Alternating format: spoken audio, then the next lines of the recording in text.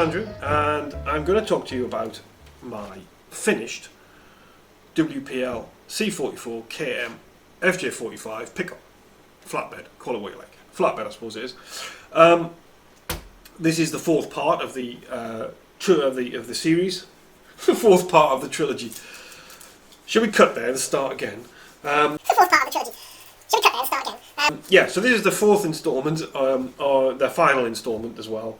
It's already been out in the wild. I've had the run with this in Storm Dennis the weekend, hence the mud, and I just wanted to report back and give you an overview of the build, some of the problems I've had, and some of the, most of it's good. In the description below, I'm going to put the measurements, and I'm going to put the real measurements I've found online, so you can see that this is pretty much 12th scale, okay? It's very close to being entirely 12th scale. It's certainly nowhere near 16th scale or even 14th scale, so I'm calling this 12th, and I think I'm right. What I wanted to start is kind of pick up from episode 3, which we talked about the forms. So how did the wheels and the tyres work out in the on the real outside world? They worked fine. They worked fine. Now they're not glued onto the rims yet, so obviously traction was a problem because the rims would just spin. I am going to put a set of white aluminium rims on this next up. Okay, so these are not the rims that are going to stay on it forever. The suspension I'll talk about briefly because I did modify that as well. What I've ended up doing before I took her out, I did put a small amount of original spring in amongst the soft spring that's in the damper. So each damper now has 2 springs in them. The soft spring, and in the back I've got about 1/3 of a spring of the original, and in the front I've got half. So I've now got a little bit of rebound in the front and a little bit of rebound in the back. So, but out on the run it was quite good. It didn't bounce around too much unless I drove too fast, but if I kept it scale, it didn't really bounce around. I didn't get a whole bunch of articulation off the front, which I was kind of hoping to get. Plenty off the back. The back's great. The front's a little bit just doesn't articulate as I would like, but I suspect the real thing didn't articulate greatly either. So maybe it's actually quite scale. See what you think. The run video obviously will follow this one in the schedule, so make your own minds up and let me know, and I'll fiddle further if I need to. After that, I haven't really done a great deal. I've put the winch together, the winch that came with it, and that is on the back. Well, actually, let me zoom the camera in, and then we can. I'll show you around in a bit more detail.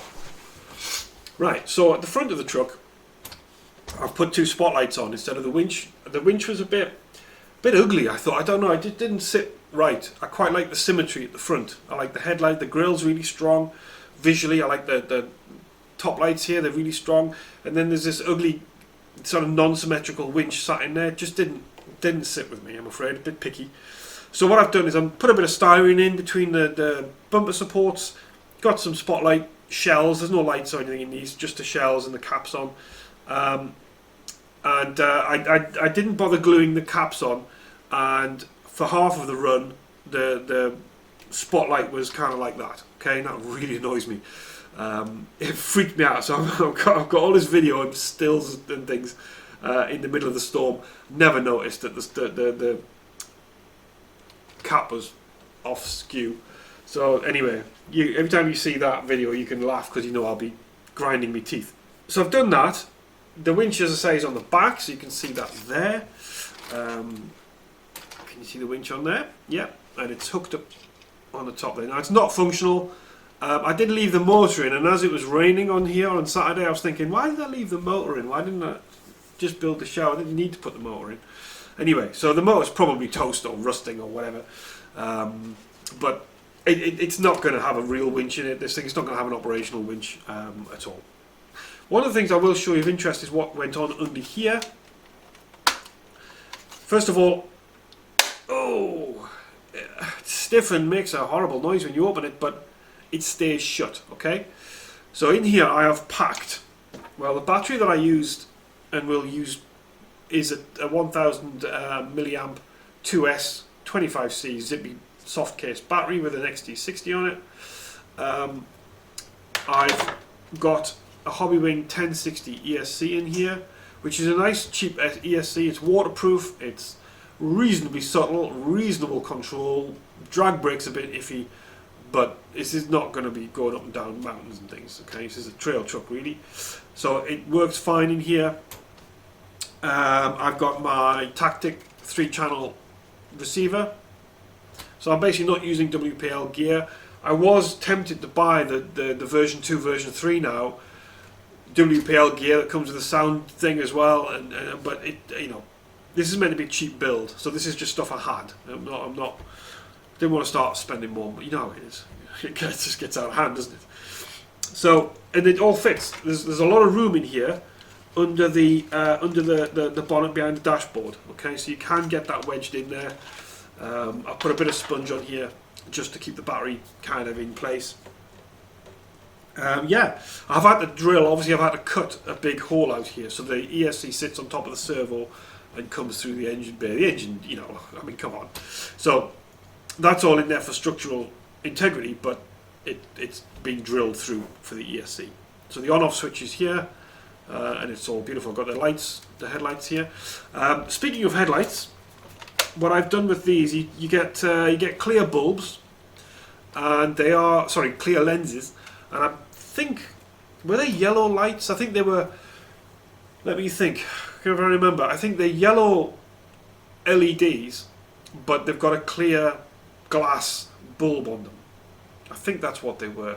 To be honest with you, I didn't plug them in before I painted them, because that's what I've done. I've painted the glass bulb of the LED in yellow because I wanted yellow lights, and I wanted quite feeble lights as well. I didn't want them to be very strong. Oh, that noise. I didn't want them to be very strong at all. So let me just turn it on, and maybe if I could just kill some of these lights there. So, you know, they're not terribly strong lights. Yeah, they're just there's just a nice glow to them, and they've come out pretty good. I did. I painted the bucket. The light bucket is the light bucket's black inside. So I painted that silver to try and spread some of the LED light around. So it fills the lens, because it's all, you know, there's not a lot of depth to the whole thing. Oh, come on, you. I'm paranoid about pulling the connectors out of the back of these things. So anyhow. Oh, and I've got coronavirus as well, so if you excuse the sniffling and snorting. So yeah, so that's a cool thing to do. If you put your LEDs in, just paint some yellow on them, and paint the back of the bulbs, the back of the bucket silver.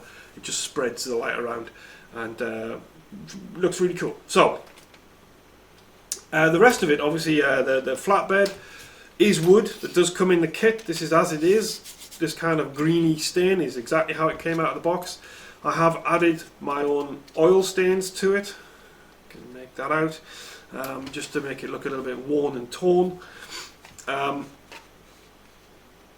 Yeah, I mean, you know, I really like this. The one complaint I've got, and it's only one complaint really, is the quality of some of the plastic.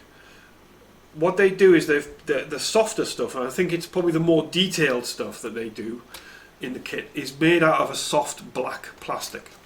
Now, soft is a problem because it bends, and when it bends, your paint goes for a burn. Now, this back plate here with the kind of loops on it, and the indicator, these decals for the lights and stuff, that's a plate that glues onto the back of the flatbed, and it's quite thin and very bendy.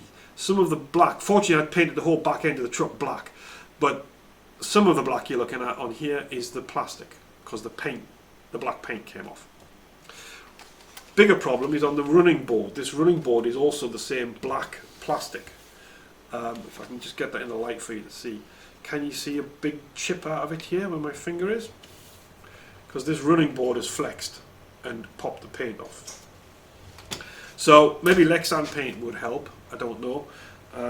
But yeah, I could do without flexible black plastic. Thanks WPL, that would be something I could ask you to improve on. Make it all this hard stuff, please. You know, that would be awesome. Just the stuff, you know, even an Airfix, you know, a regular, you know, 72nd scale Spitfire or Mustang model kit for, you know, 10 quid is all hard plastic. Please, let's have all hard plastic in these. That's the only thing I'm going to whinge about, really. The rest of it is awesome. I can't really... I did have there's some cracks on the windscreen here. You can maybe just see there in the background. I'll move that up a bit. There are some cracks on the windscreen here, on the glazing. What I did is I put my enamel matte coat on for the windscreen wiper marks, and just to generally dirty the windows up. I don't like putting paint on, so I use a matte varnish just to make it look dusty. And the windscreen started cracking, and all the glazing is cracked where I've put this stuff on, which I don't mind because it makes it look a bit more old and battered, but that was a bit of a surprise. So watch out for that. Probably best maybe acrylic paint on the windscreen, not enamel-based paint. And yeah, I mean, I just think it's a glorious kit. It looks fantastic. It sits nicely, drives nicely. The 2-speed gearbox was fine. I would just say that compared to a normal car, it feels a bit like gear 1 and gear 3. It doesn't feel like I've got gear 2. There's quite a large gap between the ratios, so I could do with bringing it's really fast. On this little 2S battery, this thing skips across the ground, given half a chance, so which is way too fast, way too fast. So for me, yeah, if I could be bothered, I would bring that ratio down a little bit so that it was more like first and second, not first and third. But otherwise, it's had a wash. So after the green and the salt was taken off and everything, and I touched up a little bit more with the rusting and some more highlights and things, I still had the basic problem of the green being quite shiny and new against all this kind of heavy weathering detail.